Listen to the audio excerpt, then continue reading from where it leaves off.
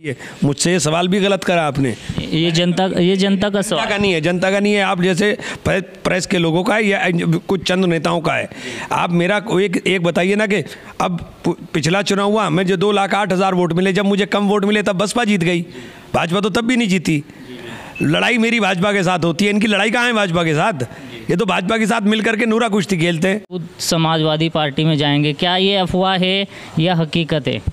नहीं, इस तरह की बातें लोगों की चलाई हुई है। मेरी तो अभी किसी से ना कोई बात हुई है, ना मैंने कुछ देखा है अभी, ऐसा कुछ नहीं है।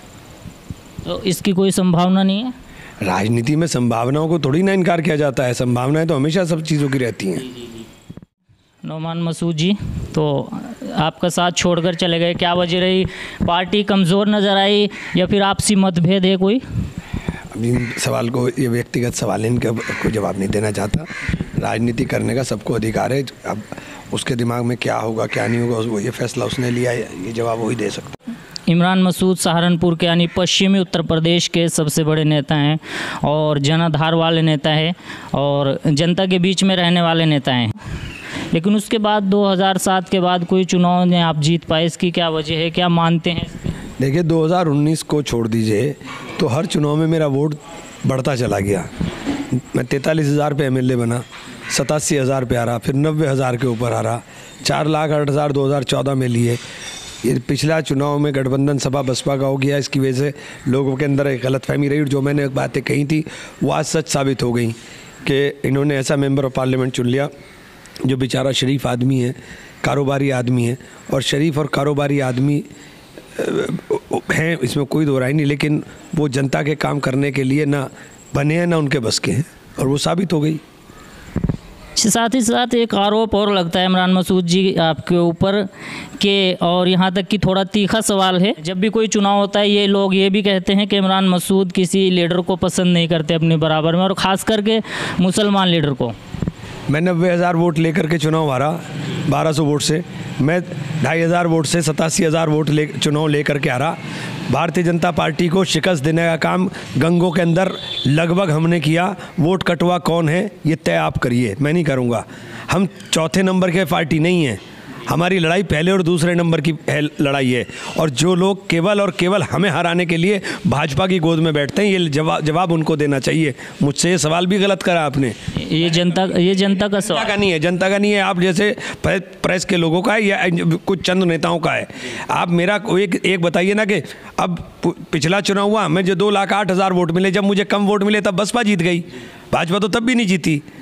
लड़ाई मेरी भाजपा के साथ होती है, इनकी लड़ाई कहाँ है भाजपा के साथ?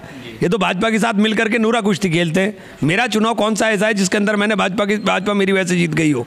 भाजपा ने मुझे हराया, मैं भाजपा के साथ लड़ रहा हूँ। तो मेन लड़ाई तो हमारी और भाजपा की है। जो बीच में आकर के वोट काटते हैं वो ये सवाल उनसे पूछा जाना चाहिए, हमसे नहीं। जी, नरेश सैनी जी अभी मौजूदा विधायक हैं बेट विधानसभा से। लोगों का ये कहना है कि नरेश सैनी को नकुड़ विधानसभा से लड़ाया जाएगा और ये मसूद साहब तय करेंगे। नहीं, ये हम कार्यकर्ता बैठ करके, पार्टी के लोग साथी बैठ करके तय करेंगे कौन कहाँ से लड़ेगा, किस तरह से लड़ेगा। ये सब निर्णय साथियों के साथ बैठ करके होंगे, हवा में निर्णय नहीं होते मेरे यहाँ। मैं लोकतांत्रिक व्यवस्था में यकीन करता हूँ, लोकतांत्रिक तरीके से काम करता हूँ। मैं कोई भी काम कभी भी अपने साथियों की सलाह मशवरा के बिना नहीं करता, सब साथियों से सलाह मशवरा करके तब से फैसले होंगे। घाट क्षेत्र में कोई सरकारी इंटर कॉलेज नहीं है, खास करके हमारी भेट विधानसभा के जो गांव घाट क्षेत्र के आते हैं, तो इसके लिए आप क्या कोशिश करेंगे और किस तरह का, क्योंकि जनता आप जानते हैं बहुत ही ज़्यादा जो है अनपढ़ आदमी ज़्यादा उस एरिया में रहते हैं, उनके लिए कोई कोशिश इस तरह की लोगों की मांग है? देखिए, मैं स्पोर्ट्स कॉलेज लेकर आया, 8 इंजीनियरिंग कॉलेज प्राइवेट सेक्टर के बने, फिर मेडिकल कॉलेज इकबाल साहब का, और ये सारी चीज़ें खड़ी हुई। तो एजुकेशन के अंदर ये बात कहना गलत है कि नहीं है। हाँ, सरकार राजकीय इंटर कॉलेज नहीं है, ये बात सही है। और मैंने फैज़ाबाद के अंदर राजकीय इंटर कॉलेज बनवाने का प्रयास भी किया था जब मैं MLA था। मैंने प्रयास भी किया था। मैं तो आपको जगह भी बता रहा हूँ फैज़ाबाद के अंदर, चूँकि सबसे ज़्यादा दिक्कत वहीं है। फैज़ाबाद में मिर्ज़ापुर के आसपास सबसे ज़्यादा दिक्कत है।